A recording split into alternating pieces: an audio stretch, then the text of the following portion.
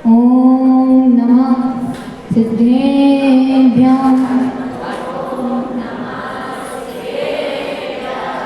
ओम नमः सिद्धेभ्यः।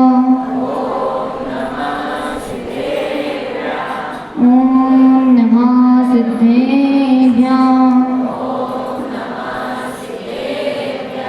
नमो अर्यन्ताणं नमो सिद्धाणं नमो आर्याणं नमो वज्रायाणं नमो लोहे सर्वसाहुरं काकोडनमत्कारं अर्यन्ताणं तवेव सिद्धाणं आर्यवज्रायाणं लोयमणिया सर्वसाहुरं गुरुवा पातु नो नित्यं ज्ञानदर्शननायका चारित्राणां गंभीरा मोक्ष मार्ग उपदेशिका।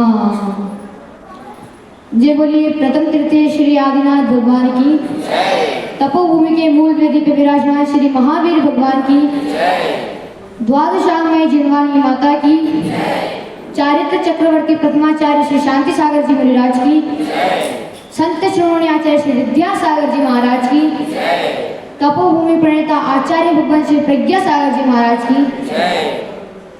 मानवों, जैसा कि आज आप सभी को विदित है, 10 दक्षिण महापर्व का आज चौथा दिन उत्तम शौच धर्म है। आज हम इसी धर्म के बारे में चर्चा करेंगे। उत्तम शौच जीवन से लोभ की गंदगी को निकालने वाला एवं संतोष के गंगा जल को लाने वाला अमृत तत्व ही शौच है। अधिक लाभ मानव को लोभी बना देता है। इतना लोभी, इतना लोभी, इतना लोभी जिसकी लोभ की कोई सीमा ना हो। आप सभी ने अपने गृहस्थ जीवन में महाभारत तो देखी होगी।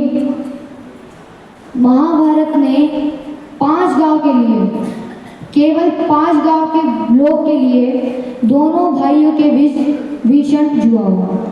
उस जुए में युधिष्ठिर ने अपनी पत्नी तक को खो दिया। क्या ना खोया युधिष्ठिर ने? अपने भाई तक को खोया, अपने राज्य तक को खोया, अपनी प्रजा तक को खो दिया। उसके बाद 12 साल तक का वनवास रहा। उसके बाद 1 साल का अज्ञातवास रहा। और जब 18 दिनों तक की महाभारत जब हुई तो द्रौपदी ने भीम से पूछा कि भीम, अभी जो महाभारत की रणभूमि है, जहां महाभारत लड़ा जा रहा है, वो भूमि कैसी है? भीम ने उत्तर दिया कि अगर उस भूमि की नर्क से भी तुलना की जाए तो एक बार नर्क भी उसके सामने फीका पड़ जाए। इतनी बंजर, इतनी गंध, इतना खून और इतनी ज्यादा लाशें, लाखों लाशें उधर गिरी हुई थी। अगर सैनिक चल भी रहा है तो उसके मार्ग में लाशें आ रही है, लेकिन तब भी उन लाशों के ऊपर से नहीं हटता है। इतनी ज्यादा लाशें केवल 5 लाख के लोग में। लोभ के कारण मानव भले बुरे का विचार भूल जाता है। धन की सोच में धर्म, परिवार के प्रति सोच समाप्त हो जाती है। धन को ही अपना सब कुछ मानकर दिन रात की चिंता किया करता है। और पंचम काल में तो ऐसे रिश्ते भी होते हैं, अगर खुद का पिता या भाई हॉस्पिटल में है, बेड पर है, और अगर वो मरने वाला है तो उसके उंगली में जो अंगूठी होती है बोल देते हैं कि उसको काट दो, तो अंगूठी मिल जाएगी। अंगूठी मिल जाएगी। और डॉक्टर से क्या बोलते हैं कि डॉक्टर साहब इनकी अंगूठी काट दीजिए या इनकी उंगली काट दीजिए। अंगूठी तो निकलेगी नहीं, क्या था, आप इनकी अंगूठी काट दीजिए, उंगली काट दीजिए। अब इनके बच्चों का क्या होगा अगर अंगूठी काट देंगे तो? और यही बोलते बोलते ऐसे इतना लोभ होता है कि धन की चिंता में ही वे सारा जीवन व्यतीत कर अपने कुछ भी एकत्र नहीं कर पाता। जब तक स्वयं के लिए मानव सोच नहीं पाता है, तब तक वे शौच धर्म का पालन नहीं कर पाता है। शौच धर्म मानव मन की शुद्धता का नाम है। यही मानसिकता को परमात्मा के प्रति लगाने का नाम है, जिसका मन, वचन और काय परमात्मा से आस्था के प्रति लड़ाता हो जाता है, वही व्यक्ति शौच धर्म के करीब पहुंच पाता है। आचार्य समंतव्रत स्वामी अपने महाग्रंथ रत्नकरंडक श्रावाचार में कहते हैं स्वभावतो सुचेताये रत्नत्रय पवित्रते निर्जुगुप्सा गुणों प्रीति मता निर्विचिकित्सता। अगर पवित्र है तो सम्यक दर्शन, सम्यक ज्ञान एवं सम्यक चारित्र है, इससे बड़ा ना कोई पवित्र है ना कोई शुद्ध है। एक बार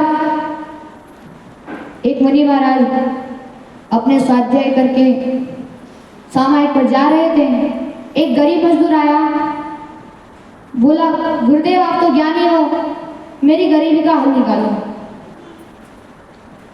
गुरुदेव ने कहा अभी जब मैं शुद्धि पर गया था मुझे उस तालाब में पारस पत्थर दिखा था, तुम जाओ और पारस पत्थर लेके आ जाओ। पारस पत्थर लेने गया, लेकिन लेने जाने के बीच में जो रास्ता है उसमें गुरुदेव की इतनी निंदा करी, कितना बड़ा मूर्ख है। पारस पत्थर हाथ में मिल गया, उसके बाद में उसको फेंक दिया और मुझे लगता है कि झूठ बोल रहा है। पारस पत्थर हाथ लग जाए कौन फेंकेगा।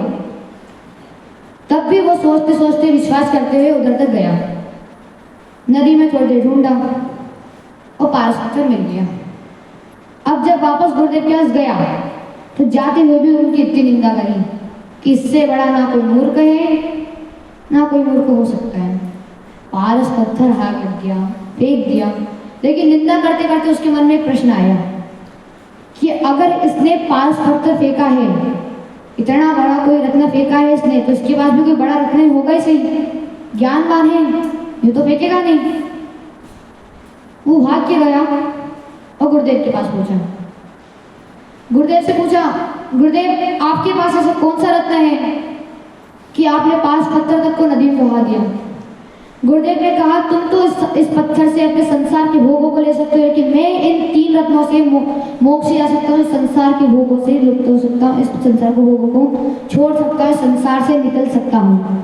और उनने कहा तुम्हारे पास तो बस एक रत्न है, मेरे पास 3 रत्न है, सम्यक दर्शन, सम्यक ज्ञान, सम्यक चारित्र। पवित्रता आती है तो रत्नत्रय से, सम्यक दर्शन, सम्यक ज्ञान, सम्यक चारित्र से आती है। रत्नत्रय ही पवित्र है। रत्नत्रय धारण करने वाले शरीर को प्रति निर्विचिकित्सा ग्लानि नहीं करनी चाहिए। शरीर तो मल का पिटारा है, घृणास्पद भी है। हमारा ध्यान शरीर के ओर नहीं आना चाहिए। रत्नत्रय रूपी गुणों के प्रति प्रीति भाव रखते हुए इसी शौर्य धर्म का अपने को पालन करना चाहिए एवं मोक्ष लक्ष्मी रूप को पालन करते हुए मोक्ष जाना चाहिए। इसी प्रकार मैं अपनी वाणी को यही विराम देता हूँ। जय बोलिए तपोवन नेता जय श्री प्रज्ञा सागर जी महाराज की जय।